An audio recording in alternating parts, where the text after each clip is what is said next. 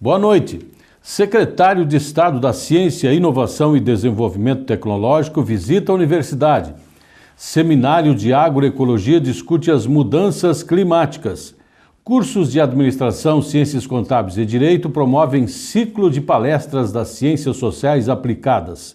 E ainda, aluno da escola é destaque na Olimpíada de Astronomia e Astrofísica. Agora no Expressão Universitária.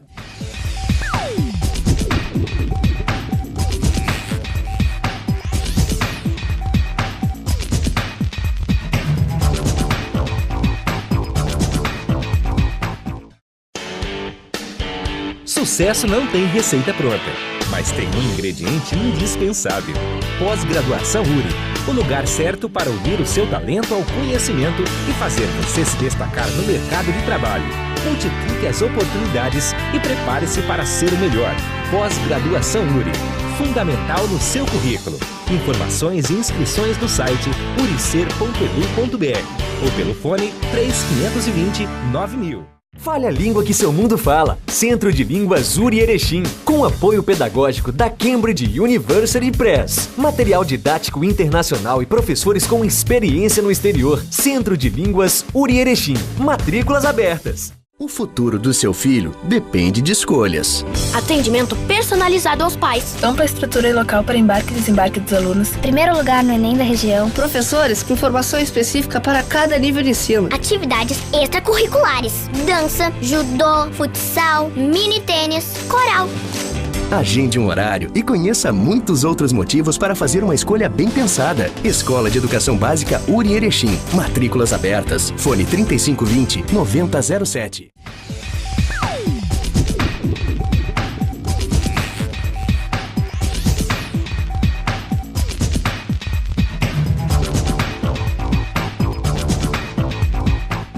O secretário de Estado da Ciência, Inovação e Desenvolvimento Tecnológico, Kleber Prodanov, realizou na terça-feira, dia 23 de setembro, uma visita à universidade.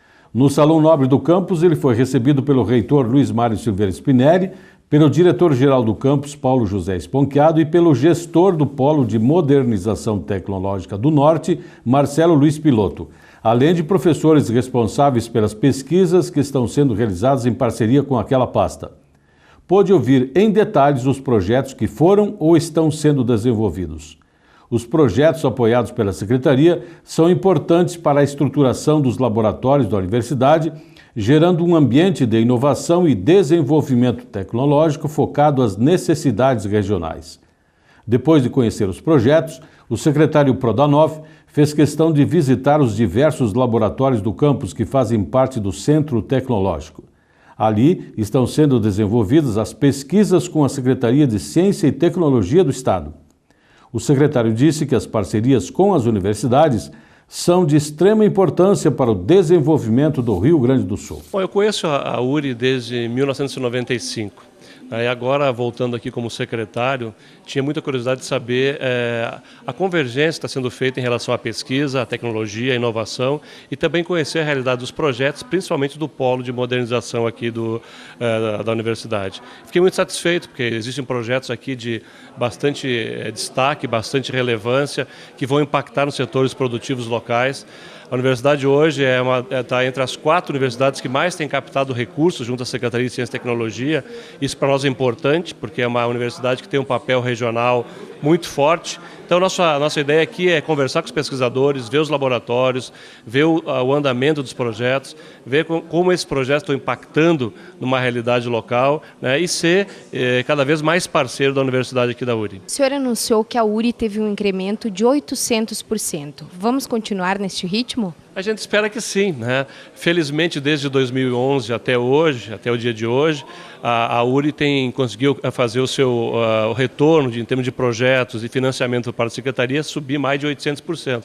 Eu acho que até o final do ano vai passar o 1000%, porque existem alguns projetos que a gente está avaliando, e também tem o novo projeto do Parque Tecnológico, então acho que é importante que dizer que a URI, mesmo sendo uma universidade que não está na Grande Porto Alegre, uma universidade que está fora desse eixo, ela tem um papel importante no desenvolvimento de toda a região, tanto aqui quanto no campo de Santo Ângelo, quanto no campo de Santiago, quanto no campo de Frederico Westphalen. Essa unidade da universidade, esse abraçar que ela faz sobre toda a região é muito importante, porque ela traduz também as necessidades regionais. E isso a gente quer apoiar. Apoiar não somente a pesquisa que fica aqui dentro do laboratório, não apenas o mestrando, o doutorando, o aluno, a formação. Financiar que esse conhecimento saia daqui e seja colocado a serviço de toda a sociedade, das empresas, dos sindicatos, das associações, de todo mundo que precisa usar as ferramentas de tecnologia para ter uma vida melhor, ter uma empresa mais rentável, ter uma qualificação maior, uma maior produtividade, e esse é o novo papel da universidade, não apenas formar, mas ser um dos agentes de transformar a região. Os desafios e compromissos da agroecologia diante das mudanças climáticas. Essa foi a temática do 3º Seminário Regional de Agroecologia, promovido pelo Núcleo de Agroecologia do Alto Uruguai. Foi no dia 11 de setembro e contou com a presença de várias lideranças acadêmicas e civis, bem como acadêmicos e produtores rurais. Segundo os participantes, é preciso começar a pensar ações conjuntas relacionadas ao que fazer frente às mudanças climáticas no lugar onde vivemos e de onde tiramos nossos alimentos. Foi o que ressaltou o professor Sérgio Martins, da Universidade Federal Fronteira Sul. Realmente as mudanças climáticas é uma questão dada. Tem cenários, né? Cenários mais, digamos assim, mais amenos e cenários mais preocupantes. E é nesse cenário, e o mais ameno, ele já é bastante perturbador, porque tem um impacto muito grande em todas as atividades humanas, especialmente na agricultura, né? Porque a natureza ela trabalha em ritmos lentos. Então você imagine os impactos disso na agricultura, ou na produção de grãos, ou na produção, enfim, das espécies florestais, como é que o planeta vai se adaptar a essas mudanças. Então o contexto é esse. Por outro lado, a agroecologia cada vez ela é mais reconhecida também o seu papel. Casualmente, essa semana também está havendo um grande evento em Roma, na FAO, para discutir a agroecologia, o que mostra que a agroecologia hoje tem um reconhecimento global. Então não é uma questão que hoje... E o Brasil tem muito a dizer sobre isso, né? Porque também o Brasil hoje é um país em que os olhos se voltam muito para o Brasil, em função do seu potencial, né? Potencial hídrico, potencial também de terras agricultáveis. Então a agroecologia hoje no Brasil é uma espécie de referência. A gente tem muito o que fazer ainda, mas também nos dá uma certa esperança, porque a agroecologia tem mostrado nos últimos 10 anos que realmente é uma alternativa que pode fazer frente a essas questões de adaptação, não é? Ao uso da terra, por exemplo, e ao uso da biodiversidade, frente às mudanças climáticas, que é uma questão dada. Então talvez aqui surja, primeiro, o compromisso, né? A agroecologia sempre esteve ao lado da reflexão sobre um modelo de desenvolvimento que fosse exatamente o contrário desse que nos levou o impacto climático, o impacto das mudanças climáticas. Então aqui tem um compromisso. A agroecologia, nós estamos falando de um conjunto de conhecimentos que ele não é neutro, não. Ele se coloca frontalmente, não é, na busca de um outro modelo, não esse modelo que, infelizmente, no âmbito global, nós estamos hoje com as mudanças climáticas, que é uma realidade, né? Então esse eu acho que é o principal compromisso. Com relação aos desafios, eu acho que um dos grandes desafios da agroecologia é ela fazer pontes com as demais ciências. Porque a agroecologia, na verdade, se apresenta como uma ciência, mas ela parte também de um reconhecimento que tem os saberes que estão com os agricultores, né? Que tem um conjunto de saberes que a academia sozinha não pode dar conta disso. E, ao mesmo tempo, eu acho que outro desafio é chamar uma série de disciplinas, por exemplo. Você é jornalista e o moço que está me filmando é um filósofo. Bom, a agroecologia não se faz sem contar com uma gama imensa de outras ciências. né? Então nós temos a geografia importante, a biologia importante, a economia importante, a sociologia importante, a filosofia importante, você com a comunicação importante. E também com os saberes que estão nas ciências agronômicas, nas ciências agrárias, melhor dito, que é onde envolve agronomia, onde envolve zootecnia, que também são saberes acumulados e que a gente tem que saber aproveitar esse conjunto de conhecimentos para poder dar conta desses desafios, para enfrentar essa nova situação global, que é uma maneira de nos adaptarmos a essas mudanças climáticas. Veja depois do intervalo, o ciclo de palestras da área de Ciências Sociais Aplicadas analisa as perspectivas políticas, sociais e culturais do Brasil após 50 anos de ditadura e a transparência como ferramenta de controle dos gastos públicos. Voltamos em instantes.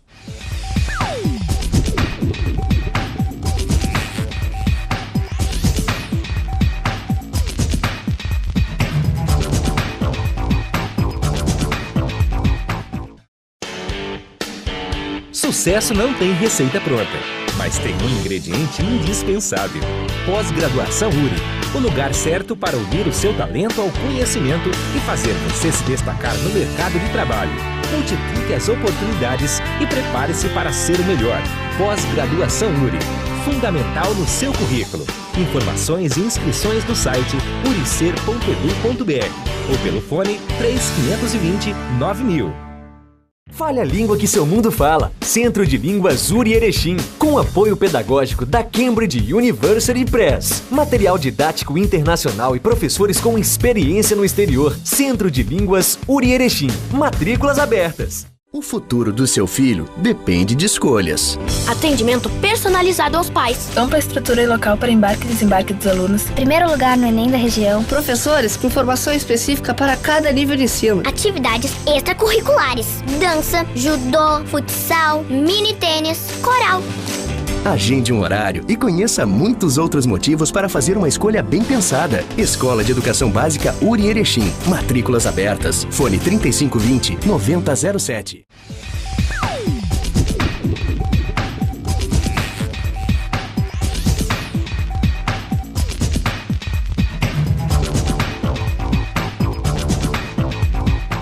Os cursos de Administração, Ciências Contábeis e Direito realizaram mais uma edição do ciclo de palestras da área de Ciências Sociais Aplicadas. A programação, desenvolvida de 8 a 10 de setembro, fez parte do projeto Um Agosto para Recordar, que englobou as aulas inaugurais dos cursos, juntamente com a mostra fotográfica com o foco e a lente nas profissões e uma exposição cultural da área.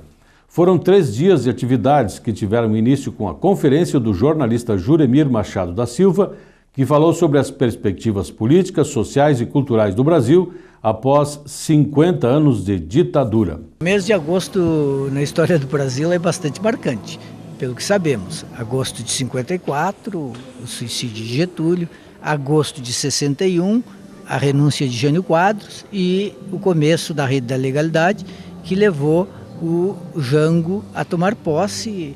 Houve uma tentativa de golpe militar, o Leonel Brizola organizou a resistência aqui no Rio Grande do Sul e isso permitiu que o Jango se tornasse presidente da República. E agora, passados tantos anos, nós tivemos a morte do candidato Eduardo Campos, também no mês de agosto. Então os meses de agosto têm sido um tanto fatídicos na história política brasileira recente. Bom, imaginamos que nem todo agosto vai ser ruim, mas é verdade que são 3 meses de agosto já com acontecimentos bastante marcantes. Professor, a mídia tem sido um elemento fundamental nas decisões, nas decisões políticas e nas finalidades políticas do país, né? Por quê? Talvez porque num país como o Brasil, de tanta instabilidade, a nossa democracia atual começou mesmo em 1989. Antes disso passamos por 25 anos de ditadura. Antes disso tivemos de 1946 a 64 uma democracia muito instável. Antes daquilo tivemos ditadura. Então, talvez por isso, nesse Brasil de tanta instabilidade, a mídia tenha sempre assumido um papel muito proeminente, dando as cartas, ditando, se impondo, agindo quase como partido político. A meu ver, assim como a nossa democracia precisa terminar de se consolidar, a mídia também precisa aprender o seu papel, mais de contadora dos fatos do que de protagonista dos fatos. A nossa mídia tem muito essa tentação de querer ser não aquele que narra, mas de ser aquele que protagoniza os acontecimentos. Acho que com o tempo a mídia vai se equilibrar, até porque hoje nós estamos numa nova situação, tem a mídia aí concentrada dos grandes veículos, mas também tem cada vez mais a contramídia, as pequenas mídias, os blogs, a internet e tudo aquilo que vai tentar estabelecer um reequilíbrio. Fazendo uma retrospectiva da política, da ditadura, 50 anos depois, né? Quais são as perspectivas daqui para frente, após os 50 anos da ditadura, sociais, econômicas e culturais? Eu acredito que as perspectivas sejam boas. Meu credo é esse. O passado hoje está melhor do que ontem.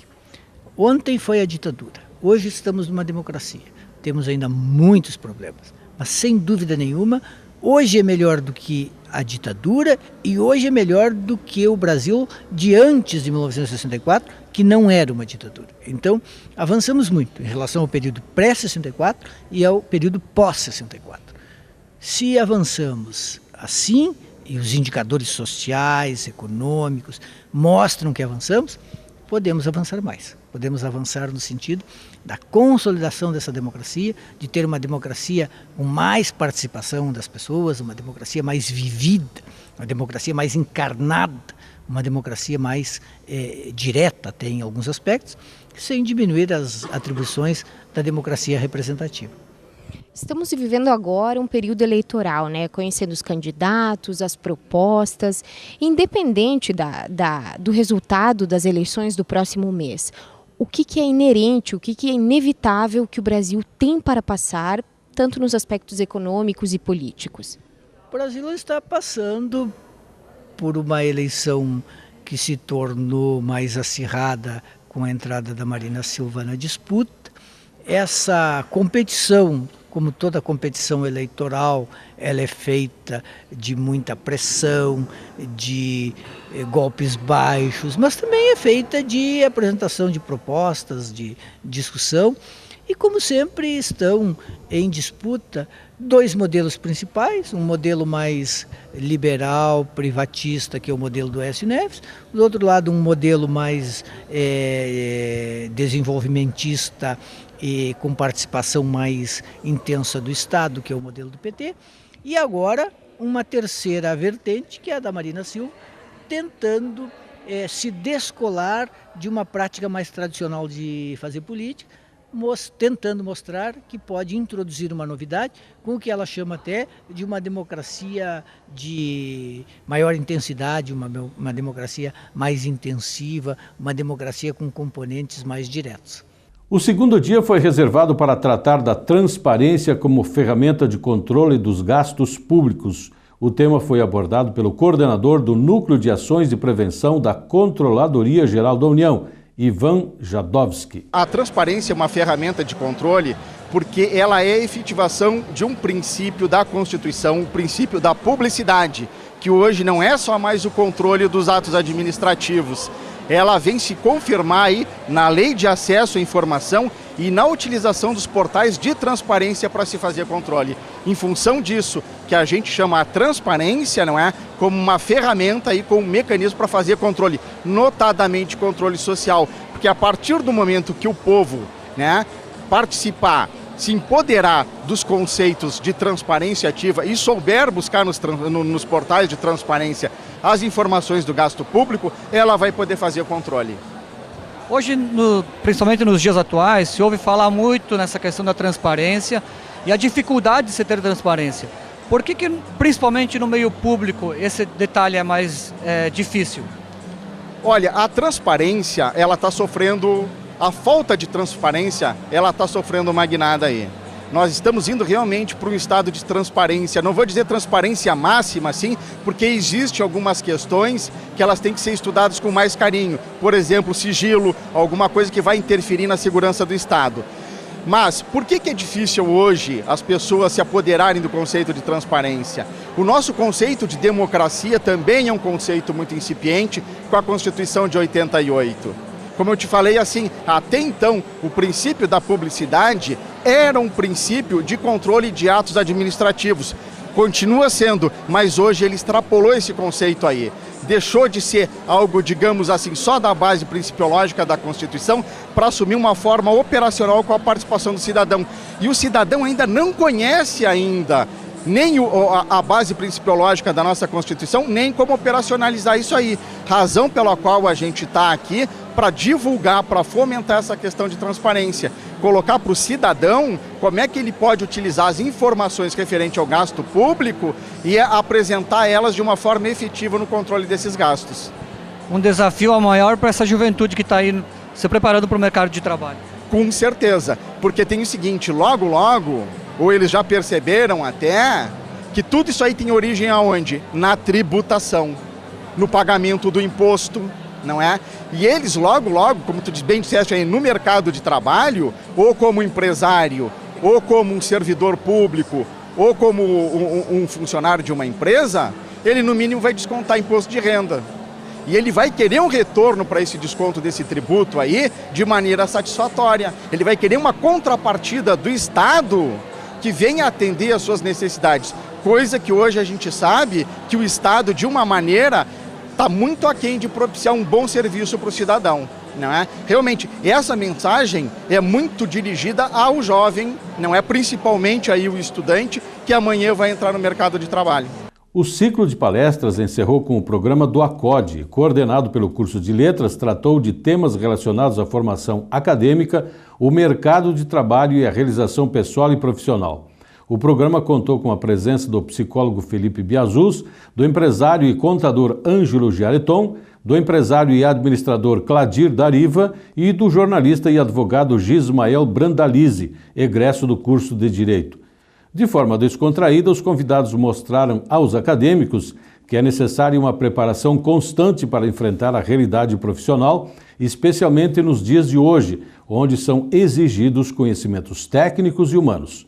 O programa apresentou ainda atrações especiais como a Academia Primeiro Ato e a Banda Handmade.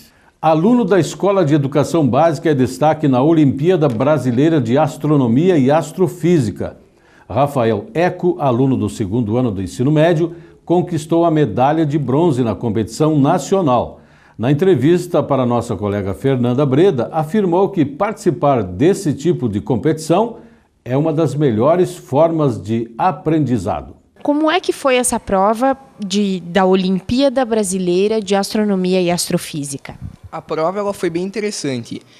O conteúdo dela é basicamente o seguinte, são cálculos de astronomia e astrofísica. Só que todo o conteúdo que a gente aprende tem tudo na própria escola. Não é algo que você vai ter que buscar além, por exemplo, num conteúdo em livros da biblioteca, por exemplo.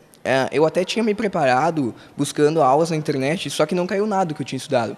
Então é uma prova que qualquer aluno do ensino médio vai poder fazer, porque todo mundo tem acesso a esse tipo de conteúdo. Rafael, você está no 2º ano do ensino médio, né? Você sentiu alguma dificuldade ou algum assunto que você não tinha visto?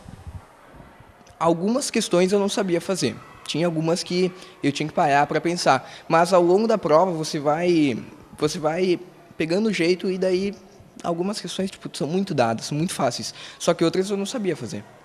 Bastante raciocínio para a prova? Sim, tinha questões que, por exemplo, você tinha que calcular aonde que o foguete ia pousar. Daí você tem que ir para o raciocínio lógico. Não tem uma fórmula específica. Como é que você soube dessa prova? Você teve estímulo da escola, procurou sozinho? Enfim, como foi? A escola propriamente me informou da prova, porque são várias Olimpíadas. Eu acho bem bacana esse processo que a UI faz, que eles mostram para os alunos as Olimpíadas que tem. E daí os interessados vão. É bem legal.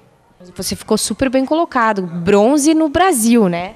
Sim, a classificação em especial, ela parte de um princípio da nota do candidato. Daí, Dependendo, existem 4 níveis na Olimpíada. Eu disputei, se não me engano, no nível 3. Daí, no nível 3, quando você atinge uma nota superior a 8, você recebe a medalha de bronze. Como é que a escola também está te auxiliando na tomada da decisão para a sua escolha profissional futura? A escola ela auxilia bastante por meio do próprio conteúdo, porque a gente vai se identificando com o conteúdo. Então, esse é o papel da escola e eu vou me identificando e com o passar do tempo eu me identifiquei com o conteúdo de física, matemática e química. Mas eu não tenho nenhuma faculdade específica. Eu sei que eu não quero fazer faculdades, por exemplo, letras ou biologia, medicina, porque eu gostaria de fazer mais relacionado a cálculo, que é o que eu mais gosto.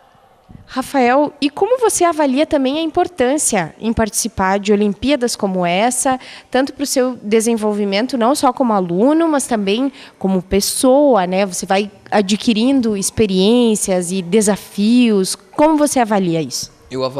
Eu acredito que todo mundo deveria fazer, porque não é o próprio fato do diploma. Tudo bem que você recebe o certificado e tal, mas é você ir lá e você fazer, você adquire conhecimento, é uma realidade totalmente diferente. É muito bom fazer. Supera os limites também. É ótimo para você se desafiar. Todos os colegas deveriam participar. Todos. Grato pela atenção. Até o próximo programa, quando estaremos falando, entre outros assuntos, do Simpósio Sul-Brasileiro de Fisioterapia. Até lá.